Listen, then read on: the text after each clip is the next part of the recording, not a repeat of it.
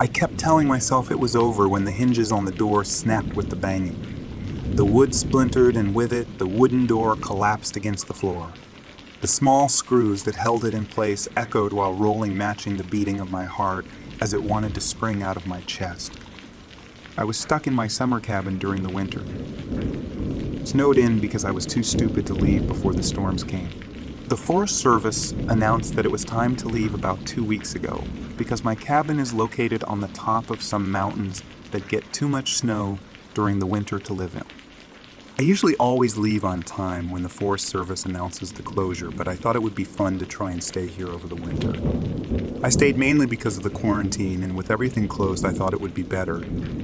It was something that I had never done before, but I was prepared as I boarded up the lower windows like I usually did to make sure the snow doesn't break through. I also stockpiled enough food to last until February and made sure to call up the power company to make sure that they don't cut me off this year because I was planning on staying longer. I didn't regret the idea until the first snowstorm. That's when reality hit me. There was no leaving until the snow melted away, and this was only going to grow, as it was too cold for it to melt, and there were many more snowstorms coming my way. I spent most of my time building 1,000-piece puzzles while listening to the old CDs I had stored up there. The memories of seeing my wife and children's smiling faces sitting at this table from times long gone brightened up my mood for a moment. But it was short, as I wished they were here with me, especially my wife who had died 4 years ago. While thinking about her, I heard some scratching coming from the back wall. Wondering if an animal was trying to get in, I opened the front door and yelled to scare it off. I heard it stop, and with a smile, I slowly began to close the door before I heard whispering. It was faint, but it was coming closer. Standing there, I was wondering what was making that sound, and remembered I had my TV player on, and that must be what I heard. So I brushed it off and returned back to working on the puzzle after grabbing a drink from the fridge. Upon closing the door, I heard the scratching again coming from the back wall, but this time I just let it be, as it didn't bother me enough, and it could probably just be branches brushing against the side. "Dad, come look at this," a voice whispered from behind me. A tingle struck down my spine as I looked back to see no one there. The crazy thing is that the voice seemed so familiar, but one I hadn't heard in so long. "Hello?" I asked the now quiet cabin after turning off the CD player. "Dad, it's cold." "Help me," the voice said again, and it hit me, as this was the voice of my daughter, but the when she was younger. "Sarah, is that you?" I asked, wondering what in the hell was going on. "Dad, it's cold out here. Please let me inside," the voice said again, but more clear. Now I knew for a fact that this was not just my imagination. Was my daughter actually calling for me? Wait, no, that's crazy because she doesn't have that young, childish voice anymore. She's married and is expecting to have a baby girl in spring, so there's no possible. "Are you gonna let me die, Dad? Like you let Mom," the voice said from outside. My body froze like a statue as I wondered if this was just my imagination or something much, much darker. "Please, it's so cold." "Who are you?" I asked with a quivering tone. "It's me, Sarah, your daughter. Please open the door, I'm gonna freeze out here," the voice said from the other side of the door. The voice still sounded off, as the tone didn't match up right. It was like a robot, and devoid of emotion, which made it sound even scarier. At the time, I slowly tried to think of what to do, and I instinctively grabbed the metal rod, used for stirring the fire, and clenched it in my hands tightly while moving away from the door. "You're not my daughter. Get the hell off of my property, whoever you are," I screamed while backing away from the front door. The voice changed again and shocked me to my core. "Honey, why won't you let us in?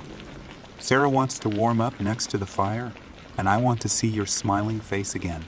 Upon hearing this, I nearly dropped the metal rod to the ground as it was the voice of my wife, and I took a step forward thinking it was actually her. My mind was flooded with happy memories until I remembered attending her funeral.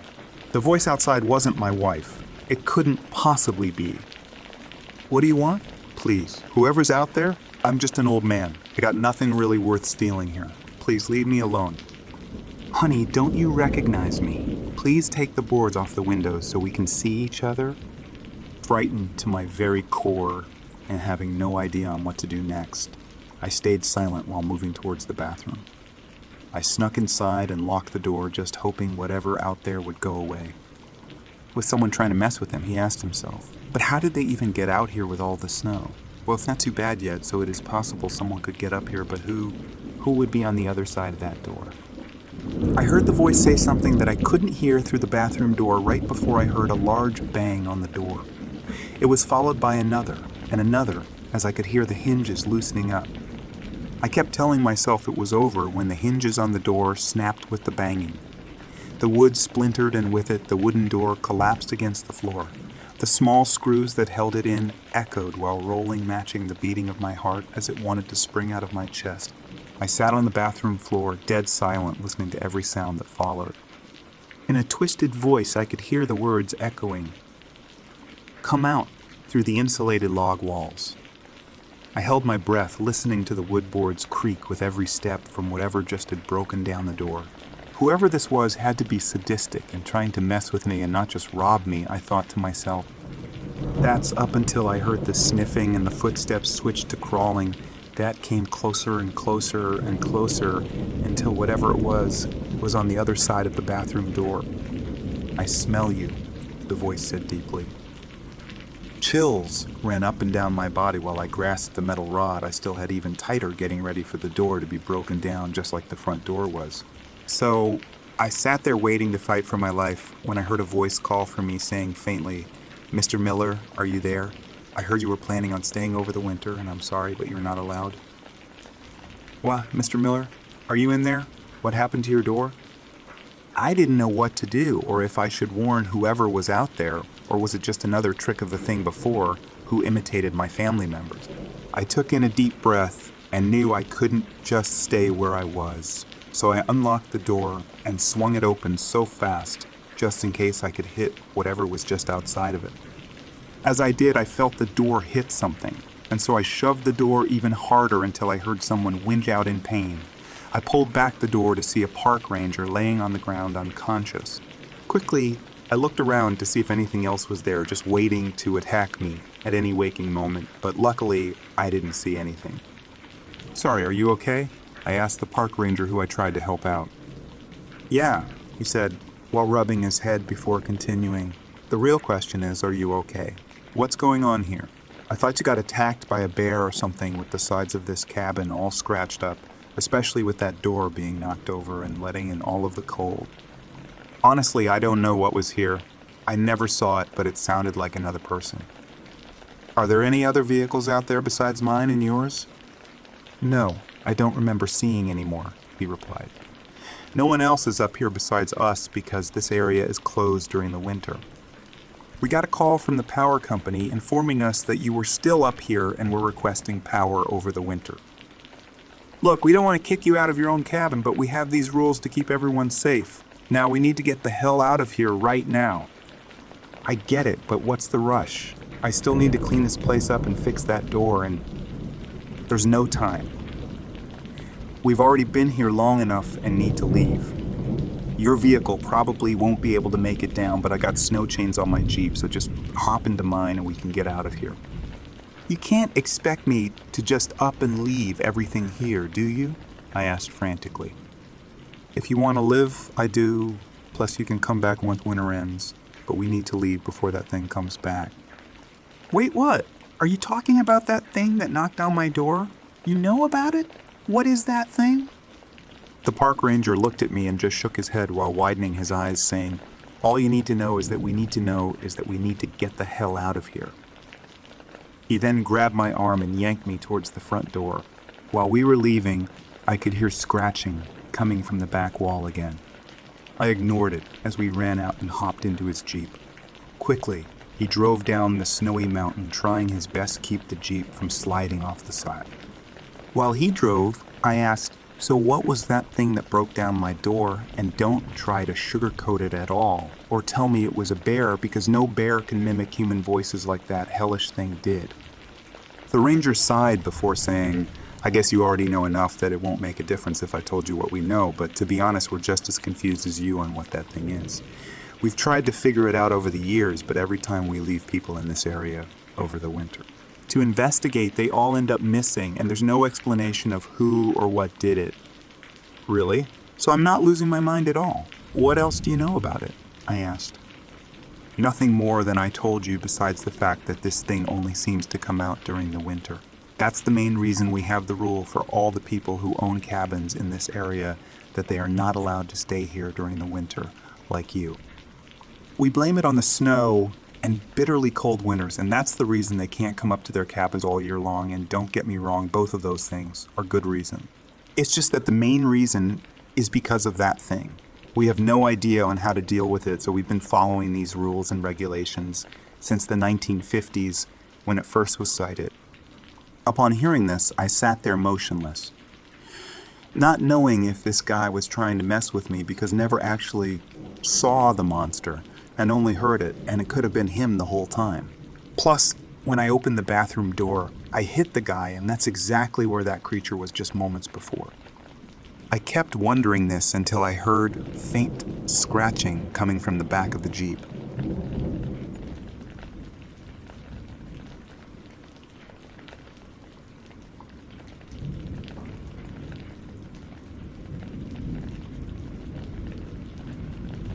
When I was 5, my older brother Tom disappeared. He was 19, a university student, and all I understood was that one morning he was lounging on the couch when I left for school, and when I got home he was gone. My parents told me he'd gone away for a while, but something wasn't right. I knew Tom wouldn't just leave without saying goodbye, but at 5 years old there was no way I could get answers. I didn't see him for the next 5 years, but I never forgot him, not for a single day. Then, when I was 10, my parents told me we were going to see my brother. In the car ride, I couldn't sit still. I asked my dad where he was driving, but he told me to be quiet. I stared out of the window the whole way, wondering where we were going, and when the car stopped, I got my first answer. It was Burton General Hospital. Mom and Dad led me to the psychiatric ward. We passed a few beds with patients in them, some with grins too wide for their faces, hands and feet moving in agitation, and others laid completely still, their eyes, faces gray and empty. In the last bed was my brother. As soon as I saw him, I knew this wasn't the brother I'd grown up with. His face was lined with dirty stubble and his hair was thin. He developed a facial tic where he would snap one eye on you while the other stayed still. He didn't say much, but what he did say made no sense. I was terrified that a person could change so much, and selfishly, I was scared that whatever happened to him could somehow happen to me too. I begged my parents to leave, and seeing how worried I looked, they agreed. As we were going, a nurse stopped us and looked at me. So I finally meet Bailey. Well, aren't you a little cutie? Tom has told us all about you. He calls you his best pal. He asked me to give you something when you came to visit. She handed me a reporter's notebook. The corners turned up and the front page ripped. Inside was text obviously written at a frantic pace and full of crossings out. At home, I locked my bedroom door and settled down to read it. When I finished, I knew what happened to my brother. The following is what he wrote in the notebook, and it explains his madness. Bailey, let me start by saying sorry. So sorry I haven't been there for you, kid. They wouldn't let me out, and they wouldn't let me visit either. I'm kind of glad in a way. At first I was hating on Mom and Dad, but after a while in here I got to thinking they were right. You wouldn't like seeing me like this. I look like shit. I figure you're old enough to see a swear word now. I talk to myself, and I can see how that's scary for people to watch, especially for a kid like you. It would creep you out. Everything's lost for me, Bailey. I'm done. My life's over. I've got regrets and things I wish I'd done instead of pissing away all my time doing nothing. There's stuff I should have done with while I had the chance. Only I can't think of them right now because there's so much shouting in my head. One thing sticks out though, and that's you, my best pal. I'm gonna do right by you, and I think that starts by telling you why I went away. You probably remember I was at university. What you didn't know is I was flunking. I understood my lecturers and I knew how to write essays, but I couldn't be bothered.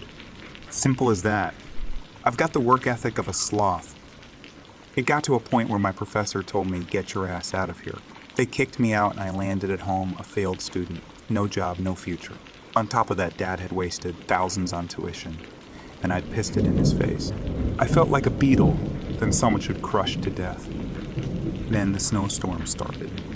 I know you'll remember that because you got all that time off school. How cool was that? Well, the rest of us didn't find it so good, kid. It was the worst snowstorm to hit the Pennines in 50 years. Businesses shut down for weeks because it and people lost their livelihoods. After 3 weeks of non-stop snow, they measured it at a meter, and it was even worse out on the moors. There, it was deep enough to cover a house. Can you believe that? The snow suffocated everything. It buried plants until they died, slid cars off the road, caused so many accidents that they had to bring in doctors from other hospitals. Everywhere was completely white. It was featureless and never-ending. The whole world was dead, and I felt like it was just a reflection of me. Then one morning I heard something on the radio. It was just after Mom had taken you to school, and I was in my dressing gown and staring at the walls. The radio started a news report. 2 kids, a boy and a girl, had gone missing, and they were last seen running toward the moors. Police were so short-staffed they were asking for volunteers to help find them. When I heard the kids were your age, I had to go help. It wasn't until I got to the moors that I realized how frigging impossible a search this was. There was 5 square miles of endless nothing on the moor, and any features it might have had were buried under a white sheet. One of the senior volunteers, Martin, said we didn't have a hope in hell. The kids had to be somewhere, but in every direction, all you could see was white.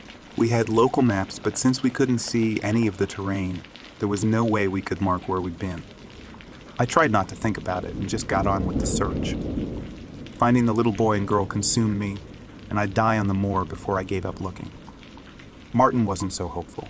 He had been in the army when he was younger, so he was straightforward about death to the point it scared me. "These children are dead," he said. "Don't say that. What about the parents?" I said. "Their parents should start grieving." There was a guy and a girl besides me and Martin. They were a couple and were only a bit older than me. The guy had a younger brother who went to the same school as you, so I guess he was on my level when it came to finding the kids. You know, Martin Salter, that's his little brother. We walked and walked. We had these red markers that we set down to show where we'd been, but the snow fell so heavily that they just got buried. Flakes fell onto my eyes and I had to blink-eye them out. I was wearing a raincoat, but soon even that was soaked from all the snow that landed on it. The moor never seemed to end, and we walked until our legs cried. The girl was the first to stop. She threw her bag to the floor. "We've been walking for hours," she said. I checked my watch. It had been 30 minutes. I got what she was saying, though. With so little to look at, it felt like you were blind. And when you're deprived of one of your senses, time gets skewered. Minutes can twist into seconds or go the other way and stretch into hours. Time is something we take for granted, but mess with it and you feel like someone is moving their hands around you insides and playing with your guts. The guy and the girl started arguing, she calling him selfish for bringing her out here. He was a little cruel and told her to shut her mouth. Then said Martin, "We walked so long that we ran out of red markers." The sky was going dark, and it was then that we should have turned back. The guy was the first to say this, having been browbeaten by his girlfriend. "What about the kids?" I said. "They don't get to go home." Martin let out a long laugh, as though he was having the time of his life. Even the girl looked at him in shock. "They're already dead," Martin said. "If we leave now, it doesn't matter a bit. We'll come back tomorrow and they'll just be one day deader." I wanted to punch him. If I weren't soaked and exhausted, maybe I would have. But the truth was, I wanted to go home. I felt like the never-ending white had scorched my eyes, and I was starting to hear things in the wind. I kept it to myself, but all day I had heard the sound of laughing drift by. We agreed to turn back, but then realized how lost we were. We couldn't find a single red marker. The night chill set in and snow kept falling and buried our markers further. My mind turned sour. I thought it had probably buried the children too. The girl started crying. The guy seemed to be on the verge of tears himself and didn't know how to comfort her. Martin couldn't have cared less. I started to wonder about him. I was scared of him, the ex-soldier who was obviously deranged. Why had he even come on the search? Did he enjoy it out here in the bleak moors? No one around for miles, 2 kids missing and probably dead? I even thought maybe he'd gotten us lost on purpose. We carried on walking because there was nothing else we could do. The moon cast a dim glow, and I started to see faces in the snow. They stared at me hatefully, like they'd want nothing more than to swallow me and chew on my bones. The wind started to say my name, and the sound of children laughing got louder and louder, until I realized they were laughing at me. Everyone was laughing at me. My foot snagged on something and I fell over. I looked at what had tripped me and saw a frozen finger sticking out of the snow. We dug with our bare hands until we had made a 4-foot hole. What I saw in the hole ruined my mind. It is why you'll never see me again. I looked at my hands red from my furious digging and stinging with the cold. Laughter rose in the air and swirled around me in every direction. I took a step forward and peered into the hole. Crumpled in a heap were the dead boy and girl, clinging to each other in a desperate hug. Their faces were frozen into death masks.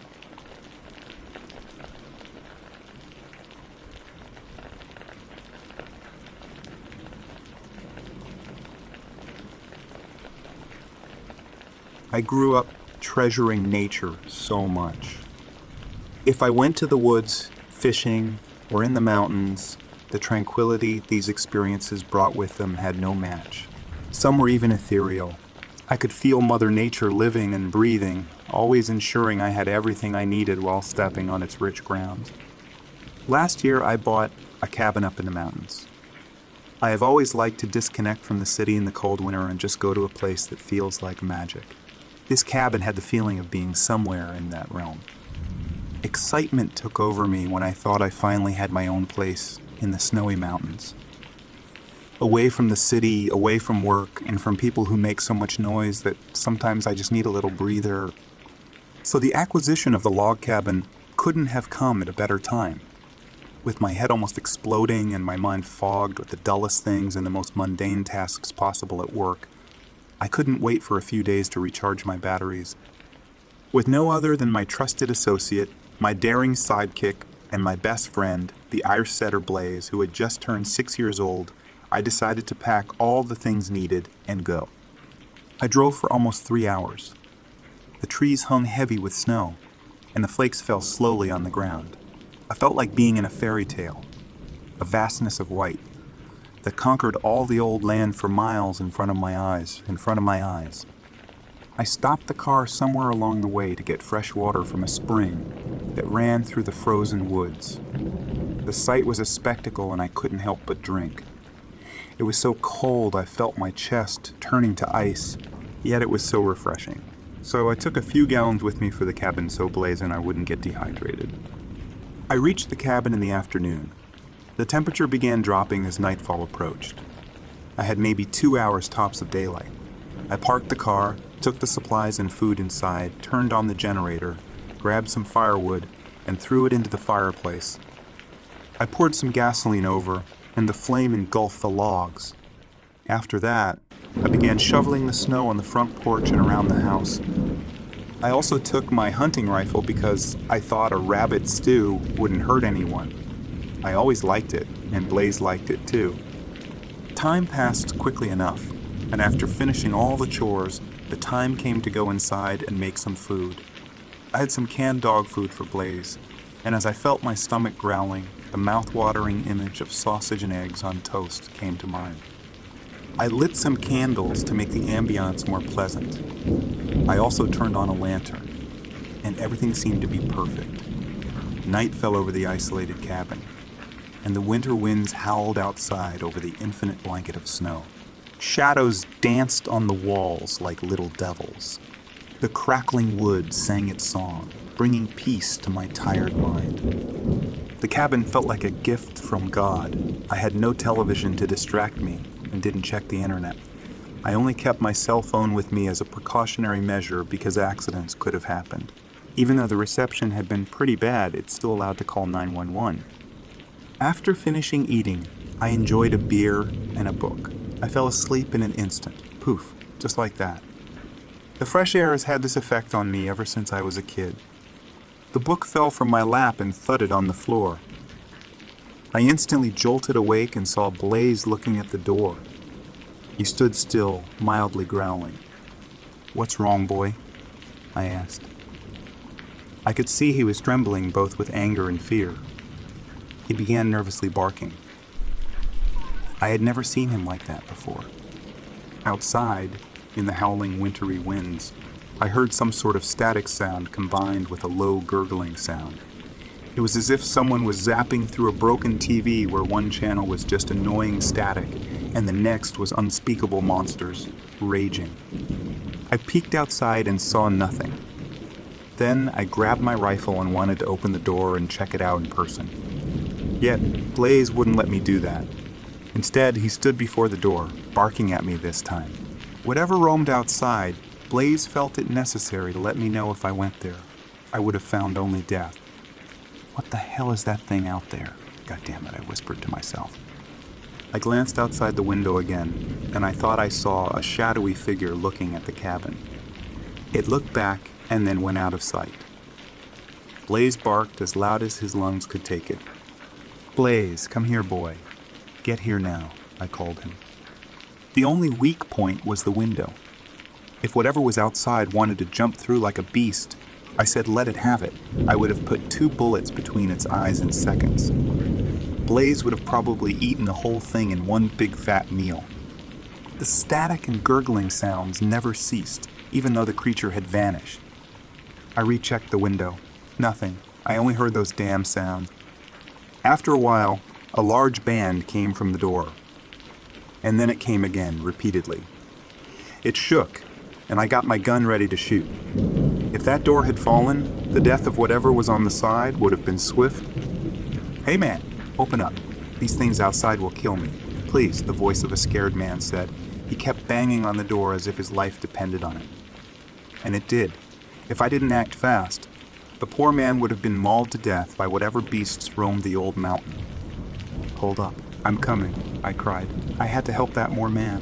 He was probably lost, scared, alone, and dehydrated. Blaze jumped in front of the door. He barked at me again, pushing me back. Something was wrong if he did that. "Come on, man, just open the goddamn door already, will ya?" He banged again. Blaze kept on barking violently. "Sorry, Haas." "No can do," I replied, understanding that this was something else, not a man. I trusted Blaze more than I trusted myself. He was one brave and intelligent dog, a true friend and companion. The beast howled, and I heard its voice changing as it drowned. It coughed, it spat, and I thought it was asphyxiating. "Sweetie, can you please open up for Mama? I have a gift for you. It took me so long to find you, and I want to give it to you," my mother's voice said. "What the?" I said, almost dropping the rifle from my hands. My mom died when I was just a kid, and except for her warm smile, the voice was the only other thing I remembered about her. Then banging noises came from around the house as if the number of creatures outside had grown exponentially. I had gone there expecting to find paradise and solitude, but it turns out hell had frozen over in that exact place. Nothing natural and of this world could have made those noises and then mimicked my dead mother's voice. Again, I checked the situation outside. The shadowy creatures had grown in numbers. I counted 12 of them.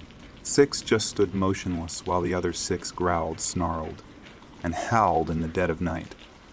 I saw one of them coming closer to the window and went a few steps back. It glued its dead eyes to the window. It didn't have a nose, just 2 small holes. Its mouth was a straight, horizontal line. It opened it and sucked on the window. In doing so, it revealed small rows of sharp teeth. "Why don't you open up for your dear old grandfather? It's cold outside, sonny boy," the creature snarled. Grandpa died too when I was just a kid. After my mom's death, he had a heart attack because he couldn't cope with her being gone. I just looked at it as it mimicked my grandfather's voice.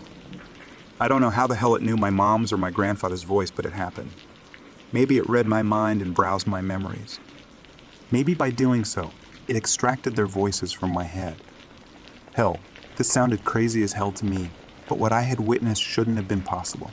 And just seeing that craziness, every scenario I thought of might have been likely. The glass began to crack under the pressure of the creature's face. But fortunately, I had parked the Jeep right in front of the house, so that I might have just made a run for it. The banging all across the house intensified, and I felt the pressure of death clawing my heart. The window would give in soon, so I said to hell with it. Instead, I pointed the rifle straight at the ugliness and pulled the trigger. It blasted its head into millions of pieces, and everything stopped. "Blaze, we're gonna make a run for it, buddy," I said, hoping for the both of us to escape that mess. I grabbed a burning piece of wood from the fireplace with one and busted through the door. The shadowy creatures had even grown in numbers, probably 20 or 30 of them. Blaze barked, foaming at the mouth. "William, William," a raspy voice said. It was alien to me, not similar to anyone I knew. I turned around and saw them all gathered in a herd, waiting to attack. "Stay back," I said, threatening them with the torching wood. They hissed and collectively stepped back. I threw the wood at them, and they scattered in an instant. I opened the car door for Blaze to go in, and he immediately jumped in the passenger's seat. A pair of claws grabbed my ankle from under the Jeep and pulled me. It caused me to fall, and I saw the abomination crawling up on my leg. I hit it in the head with the butt of the rifle. Then, when it hissed with its horrible mouth, I put the barrel in it and shot. It blew its brain out on the side of my car. I hit the ignition, and the car came to life. Blaze was agitated and scared. I patted him on the head and told him it would be all right. I pushed the pedal to the metal and ran over those creatures, feeling their skulls crack under the wheels. A few hours later, I was back in my apartment with Blaze. It was quiet. Maybe the city wasn't so bad after all. This happened last year. A few weeks after the incident, I received an anonymous message saying, "Hello, William. You need to come back to the cabin. There are urgent matters that I need to talk to you about. I am one of your neighbors. Sincerely, Thomas." I did remember seeing a few houses on my way up there, but didn't think to stop. Also, the former owner had vanished into thin air. I didn't go back yet, maybe somewhere in the future,